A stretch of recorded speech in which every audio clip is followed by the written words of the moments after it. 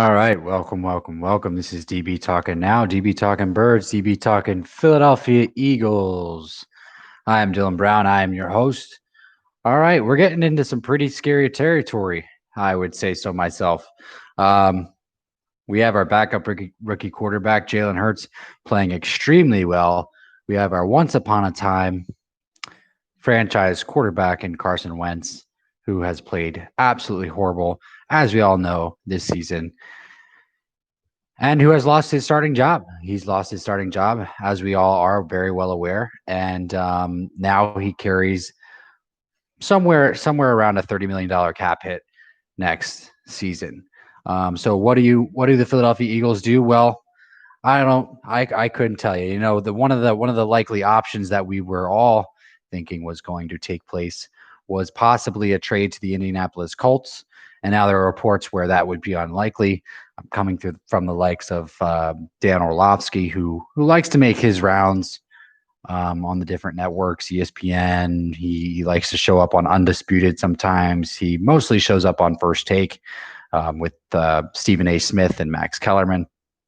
But and speaking of Dan Orlovsky, throughout this entire process, Dan Orlovsky has been the biggest Carson Wentz supporter, and so he came out and said this week Carson Wentz is never going to take a snap as a starting quarterback or snap in general in a Philadelphia Eagles uniform ever again. And that's what he came out and said this week. And it's hard to say that he is. It's hard to say that he's wrong. In fact, I'm not going to say he's wrong because I certainly just don't know. I certainly just do not know. And there's a few ways to look at this, right? There's a few ways to look at this. One, obviously we are all acknowledging how well Jalen Hurts is playing. That is first and foremost, hands down, without a doubt. Jalen Hurts is exceeding all expectations. By a great phenomenal margin. He's surprising me. I've said it from day one when he took over for Carson in the second half of that Packers game, the Philadelphia Eagles Packers game. There were just things about his game that reminded me of Russell Wilson. Now, look, I'm not jumping the gun there. I'm just saying that there are certain similarities in the way that he plays, in his style, the way that he throws the ball, the way that he launches the ball while he's moving on the run, the way that he can elude within and out of the pocket. That just reminds me of Russell Wilson, and he continued to do it against the Saints, and he continued to do it against the Cardinals this past week. Now, look, we did not get the victory. The Philadelphia Eagles did not get the victory, obviously. But it was not one of those games where all was lost. That is for sure. Jalen Hurts, as I continue to say, did impress us all greatly. He continued to show us that he is progressing. He is progressing week in and week out. And it's hard to believe that he wasn't showing these coaches something in camp or during practice throughout the season that didn't warrant him the ability to start. I think the thing was, these coaches were afraid to bench Carson Wentz. These coaches were afraid to bench Carson Wentz. And granted, if I just gave a quarterback a 4-year, $128 million contract extension, I would be afraid to bench that guy too. Because you know what that means? That means that you're admitting that you made a giant Goliath worth of mistakes. A mistake. And how do you get yourself out of this? How do you get yourself out of this? Well, that is to be seen. That is to be seen. We're gonna have to hope.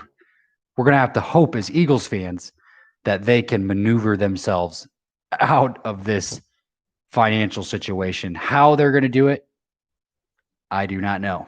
I do not know. But hey, we created a light bulb. We created electricity. It took him It took Thomas Edison 1,000 tries, and on the 1,000th try, guess what happened? We had electricity. So maybe there's a way. I probably assume that there is a way, but I think the easier thing to do would be to hope that Carson Wentz would do a contract negotiation, but that won't happen. That won't happen. Another thing to talk about a few hours before Jalen Hurts got his start, and I'm going to talk about Carson Wentz for a little bit because we all know this Carson Wentz. We all know him to be a great stand-up guy. You know, he's got his AO1 Foundation, Army of One. That's all great. That's all good. And I'm not taking anything away from that. You know, that's all the stuff that he does is phenomenal. The community stuff, that's great. But when it comes to being a teammate, in the past, he's always seemed like a great guy. He's always seemed like a great guy. 3 hours before the game against the Cardinals, Carson Wentz leaks it that he is not going to want us. He's going to want out of Philadelphia if he is not the starter next year. Now, what kind of support do you think that shows towards Jalen Hurts? Not very much. Not very much. In fact, just after hearing that, it changed my opinion of Carson Wentz just a little bit. Just a little bit. Enough to say, you know, is this guy really who we think he is? Is this guy really who we think he is? I can't tell you.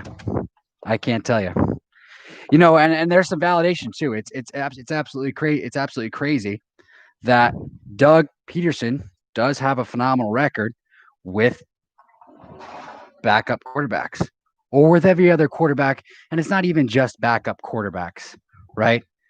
It's every other quarterback outside of Carson Wentz. It's every other quarterback outside of Carson Wentz. That's what the situation is. That's what the situation is. And so what does it do? It leaves you to wonder, right? It leaves you to wonder, is everything really true? Is everything really true? Is it actually true that Carson Wentz just doesn't want to run Doug's system?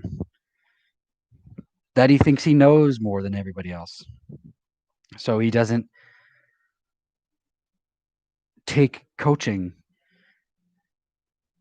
as easy as other players would.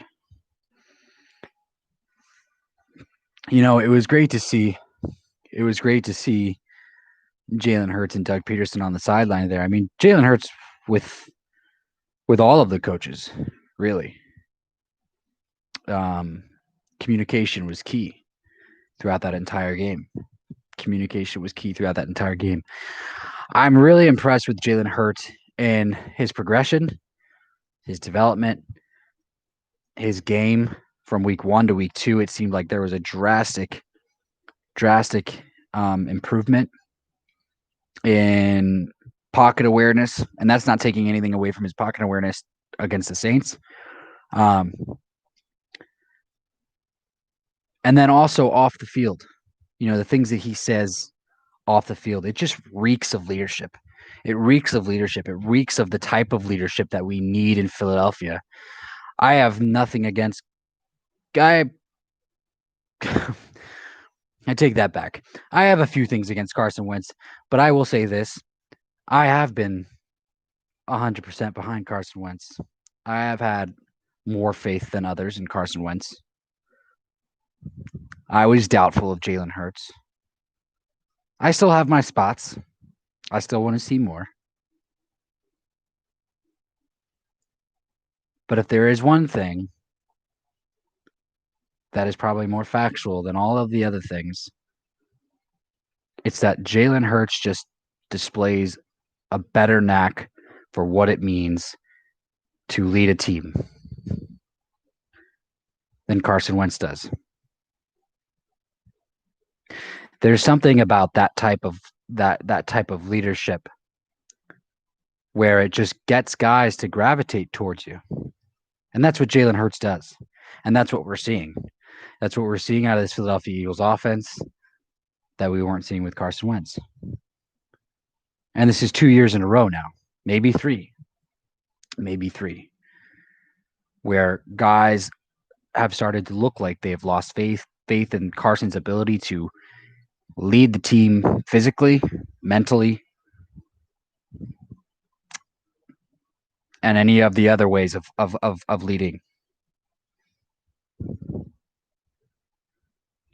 We saw a rejuvenated Alshon Jeffrey. Now I'm not going to anoint Alshon Jeffrey and say, oh, he's playing like he was when he was younger. I'm not going to go ahead and say that, but Alshon Jeffrey did some great things on Sunday against the Cardinals. You know, he was a huge contributor into one of the reasons why we were able to stay in that game as an offense. Now, yeah, a lot of the plays that he was making were drawing pass interference penalties against Patrick Peterson, but hey, sometimes it's just what you got to do. If you know that you're not going to be able to get to the ball in time to be able to catch it, or if you're not in a position to go after it, then do everything you can to try and draw a flag on the guy.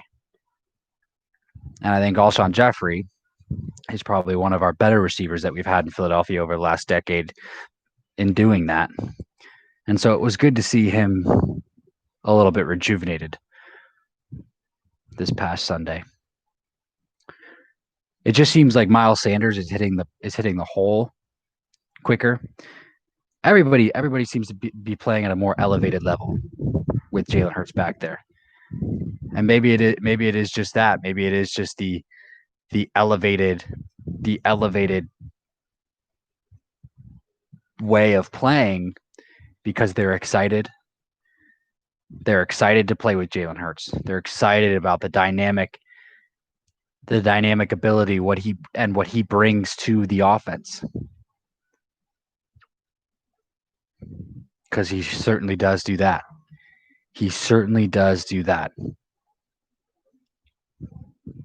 Now, once again, after the press conference, you know, Doug, I don't know what Doug, I don't know why Doug's doing this. I don't know if he's still trying to hold on to the fact that maybe he doesn't want to hurt Carson's feelings, but you know, he obviously continued to go on and say, I'm going to look at the film and then we'll go from there as far as in regards to naming the starter against Dallas. Now, obviously, it is Dallas week, and obviously, it's been a couple of days since the game. So, Doug did go ahead and name Jalen Hurts the starter for Dallas week, which is awesome.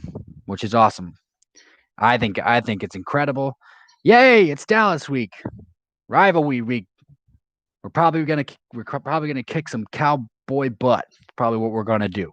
Because Jalen Hurts just looks absolutely fire, and you're not going to take it away from him. He just looks like he's going to roll with the punches and roll and take us to victory. I have a great feeling that we're going to win these last two games against the Cowboys and against the Redskins. And that's the crazy thing, right? That's the crazy thing.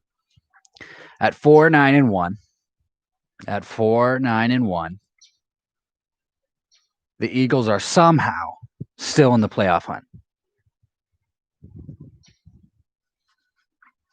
All that you need is you need the Redskins to lose out, and the Giants have to lose to either the Ravens or they have to lose to the Cowboys. But they're still in it. Now, yeah, do I want to see us get a higher draft pick? Of course I do. Of course I want to see us get a higher draft pick. But I also am kind of tempted to wanting to see how well or what Jalen Hurts would do if he were to take us into a playoff game. This is a kid that won national championships, you know, in college, going against all adversity. You know, this is a kid who's got this offense looking like a playoff offense. They kind of are. They do look spotty at times still. If Nate Herbig gets another false start, I think I'm going to throw my TV into the fucking garbage. But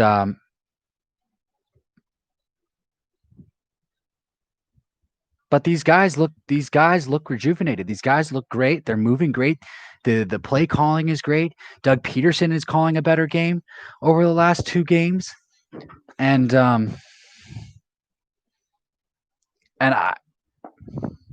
it's hard not to be excited about that. Now, I've said this before and I'll say it again. I don't know how they're going to get out of this. I don't know how they're going to get out of this contract situation with Carson Wentz. I don't know how they're going to do it. I really don't. But if they're going to restart and if they're going to reset, it's probably better to do it with the younger guy, with the 22-year-old who just happens to be playing really, really well, as opposed to the guy who's going to turn 28 soon, who is still leading the league in turnovers at the quarterback position, and he hasn't played in 2 weeks.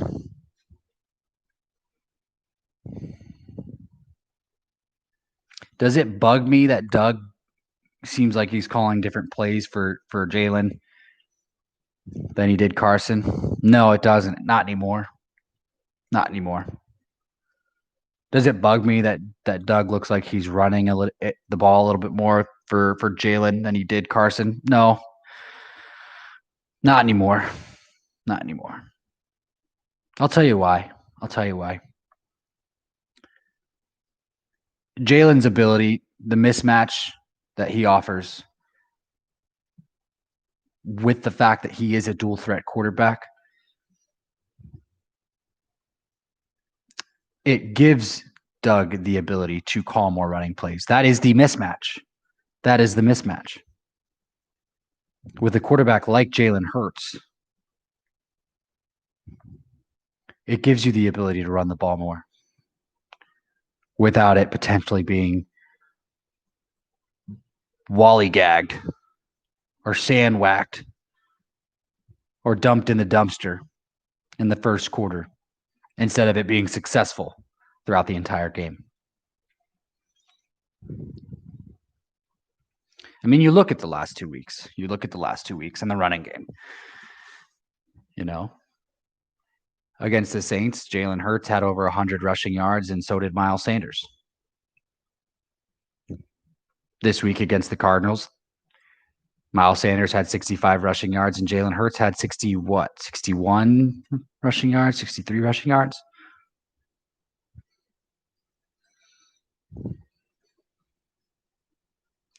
I mean, that's good. That's really good.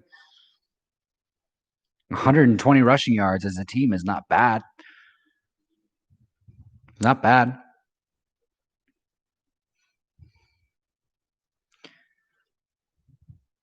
And as to and to speak about the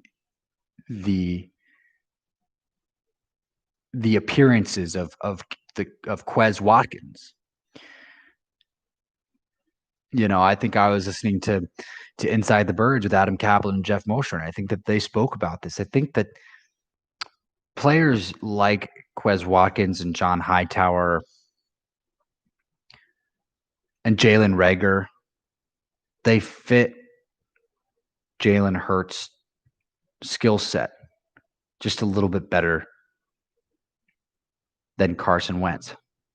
Now, it may sound a little silly. It may sound a little silly when you first hear it, but I mean, just think about it. You have Jalen Hurts, who is a dual threat quarterback before he even takes the snap. So defenses already have to pay attention to that. But if you put Quez Watkins on the field, then the defense has to pay attention to a deep threat going down the field, plus Jalen Hurts' ability to either run or pass it. And then if you have Miles Sanders on the field and it's an option play, well, then what do you got to do? You got to look, especially if it's a read, especially if it's an option, it's a read option. Are you going to hand it off to Miles Sanders? Is Jalen Hurts going to keep it, or is he going to throw it deep to Quez Watkins or John Hightower, or possibly Jalen Reagor? Nobody was afraid of Carson Wentz running the ball this season. Nobody was afraid. Nobody was afraid. And that's because he did gain the weight, regardless of whether or not they told him to or not. Who gives a shit? Who gives a shit? Carson is his own person. Carson's a big boy. Carson could have changed the play at the line of scrimmage. Carson could have checked down. Carson could have changed the play to a run if he wanted to. Despite me being a huge Carson supporter over this entire debacle of a season, I am going to throw some shade at the guy. If you wanted us to run the ball more, then why didn't you just change it to a running play? You were given that ability. You were given the responsibility. You were given the okay to go ahead and do that. So do I think that the Indianapolis Colts can fix Carson Wentz? I don't know. I don't think so. I don't think so. Who can? You know what I do disagree with though is Max Kellerman saying that we wouldn't get anything for Carson Wentz. That's absolutely ludicrous. In fact, pretty much everything that Max Kellerman says on First Take with Stephen A. Smith and himself, Max Kellerman. Pretty much everything that he says is just ludicrous. A lot of the time, a lot of what he says just doesn't make sense. And they go to him first every single time about this Carson Wentz situation because he loves to be so passionate about it when all he's saying is the same thing every single time. Bash Carson Wentz, bash this, Carson Wentz, bash that, blah, blah, blah, blah, blah, blah, blah, blah, blah. Well, Brandon Graham was nominated to his first Pro Bowl, so that's exciting. It's awesome. Congrats to Brandon Graham. Jason Kelce was nominated as well, and so was Fletcher Cox. So congratulations to all three of those guys. If anybody out of those three, I mean, Jason Kelce has been an absolute stud, an absolute warrior for us week in and week out, and he deserves it probably more than anybody. But I'm glad that Brandon Graham got the nod finally for the first time in his career because he's been a great player for us so long, and so I'm finally that he was able to get that recognition. Unfortunately, it doesn't bring us another Super Bowl ring, but it is a great personal accomplishment to say that you've gone to a Pro Bowl because you are nominated by the public and your peers, and so it's pretty darn cool. So good job for Brandon Graham. You know, another thing that I just don't think is being talked about that much, and I talked about it going into the Cardinals game, was the fact that we did go ahead and announce that we actually did bring John Dorsey onto the staff, and I can't blame the media for not mentioning it that much because everything just seems to be being overshadowed by the Carson Wentz, Jalen Hurts, storyline. That's completely fine. But I just got to say this. I mean, having John Dorsey in the front office at all in any capacity it just creates a lot of excitement, in my opinion. It just creates a lot of excitement. The reason why is because he is a guy that offers the insight that will lead us to better draft picks, lead us to doing a better job of signing free agents that work, unlike Howie Roseman in the Will Park situation or Howie Roseman in the LJ Fort situation. And actually, that wasn't even a bad signing. It just we weren't able to make it work for him for some reason. Probably just scheme, but that's fine. And the other thing is, John Dorsey is not afraid to go after the trade. He's not afraid to go after the trade. And so that's an exciting thing too. He's not going to make any stupid trades, but he's not afraid to be aggressive and go after the trade. So, that whole Zach Ertz to the Cardinals for Hassan Reddick during the trade deadline, I wouldn't be surprised if that came back up. Now, I don't know what the Cardinals are going to do with Hassan Reddick now that he's kind of elevated his game over the last 2 weeks. I honestly think that would have happened if Zach Ertz didn't get hurt against the Ravens earlier in the season, but we'll see. I have a hunch that the Cardinals will still try to trade him. I think that their asking price might go up because Hassan Reddick has had his best 2-game span in his career, having his best game against the Giants 2 weeks ago, where he recorded 5 sacks. But we'll see. We'll see. We'll see. We will see.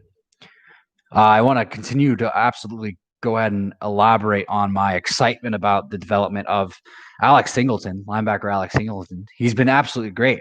He's been absolutely phenomenal. And while I was a little skeptical at first, nothing was going to get worse than Nate Gary. Nothing was going to get worse than Nate Gary back there.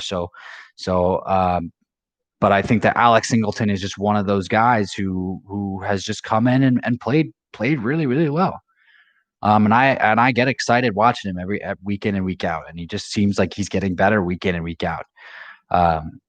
He's one of those guys who has been a sideline to sideline tackler for us.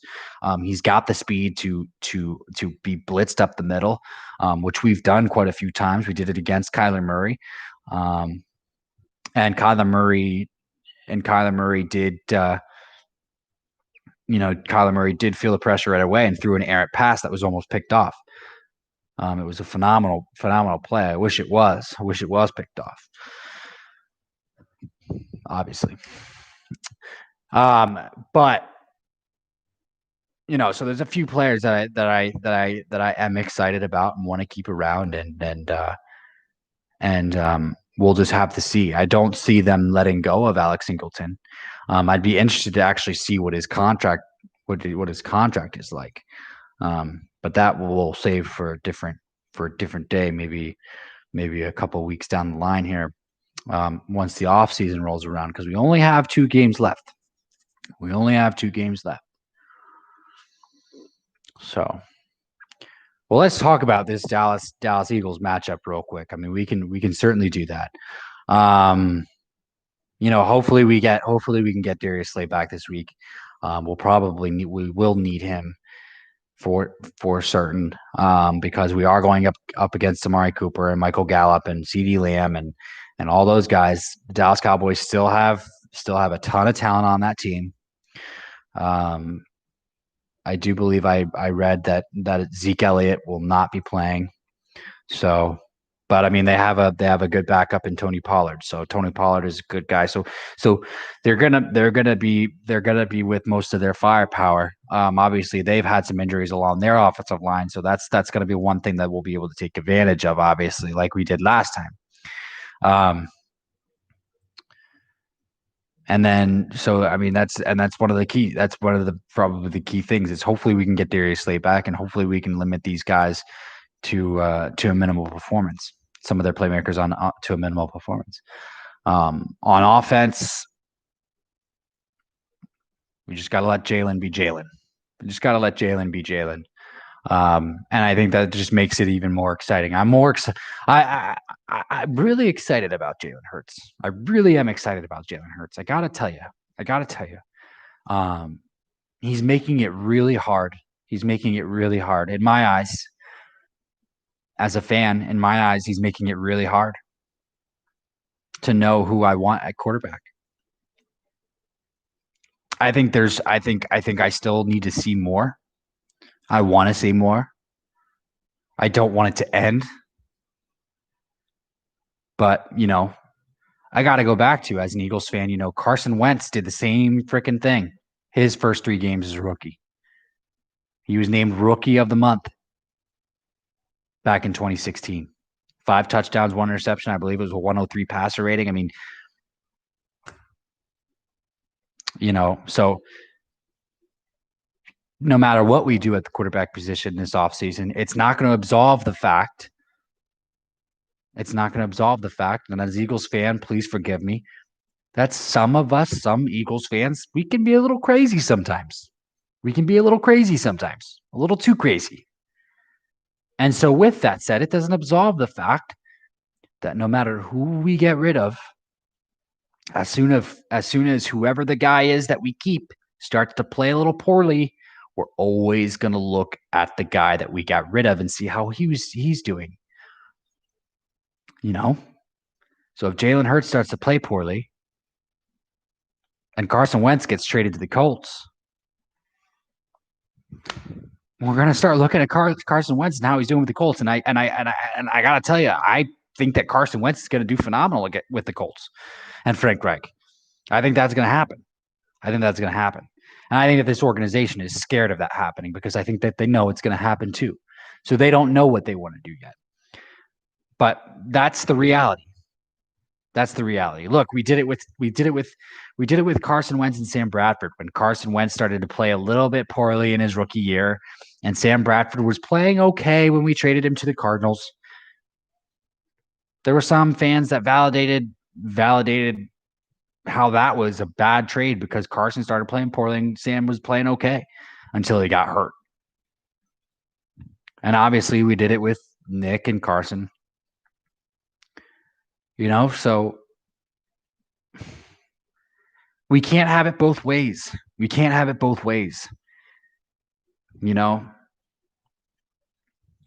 I think that's the thing. And I think that's part of it. I think Howie wants it both ways too.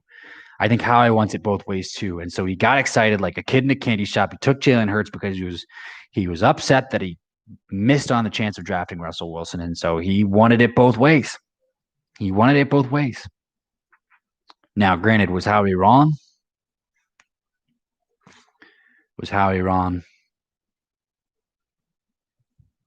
With that second round pick?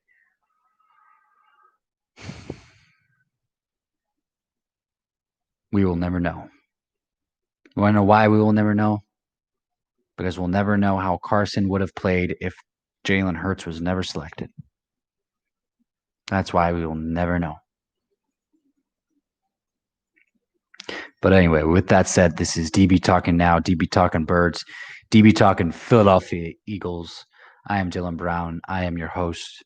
We have a lot more to get into, a lot more to talk about. So excited that it's Dallas week. I'm so excited to see Jalen Hurts go up against our bitter, hated rival.